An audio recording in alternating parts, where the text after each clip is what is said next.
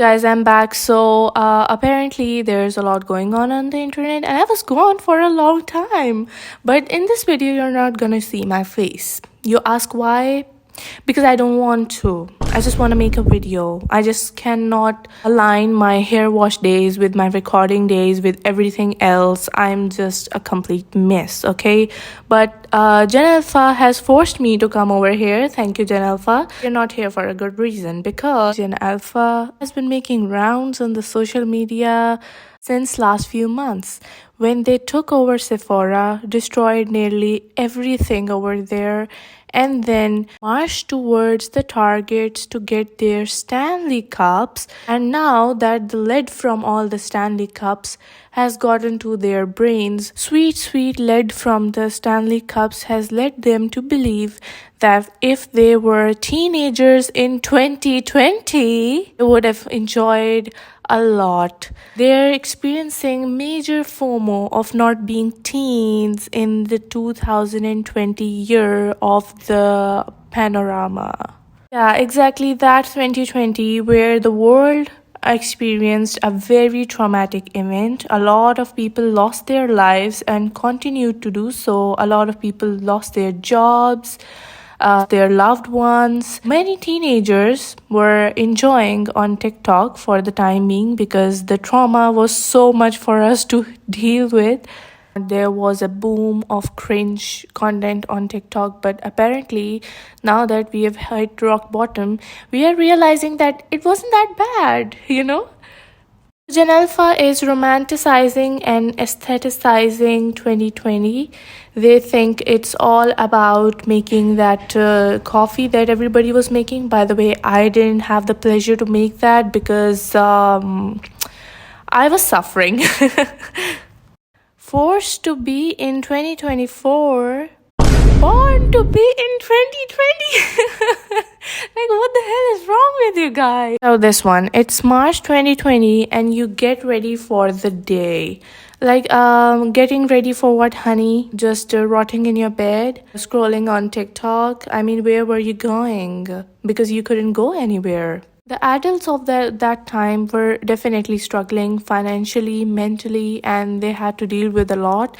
But I think the kids were blissfully ignorant of the fact that what's going down in the world. I think Gen Alpha is romanticizing this era because they are not willing to go to school because, let's face it, they cannot read. They cannot read. There have been teachers coming out on TikTok and crying about it. And I think so. Gen Alpha wants to go the traditional path that every generation has gotten through, like school and high school and college and getting a job. So I think they would really like this idea of just staying at home, scrolling, doom scrolling on their screens and making some kind of coffee and aesthetic drink. Listen up, everybody. I wasn't a teenager in the 2020 era, but I was young enough. I mean, mentally, maybe I was a teenager, I don't know. But the consequences it had, sorry, English is not my first language, don't come at me. The consequences it had on my mental health, I still struggle to this day because it just erased 2 years or 2.5 years of my life. There's a lot of cognitive dissonance around it. And I'm genuinely confused that where did those 2 years go?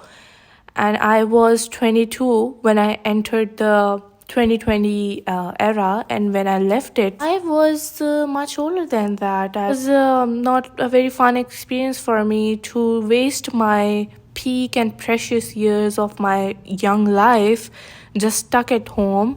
And honestly, it has caused me a lot of identity crisis. In this era where we are changing our aesthetics and we are getting bored of literally anything that is considered cool yesterday is now boring, I think Gen Alpha is running out of aesthetics to follow. First of all, there was this problematic aesthetic of mob wife, which nobody was talking about how problematic it is. But now we have 2020 aesthetic, and we're, I guess, gonna ignore the fact that it was quite traumatic.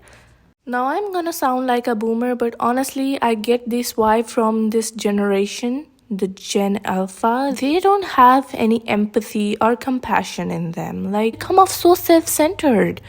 And it's not just me saying it because they normalize and they romanticize a lot of problematic things like the mob life aesthetic I've mentioned. And I would be lying if I said this generation doesn't worry me and I sound so old.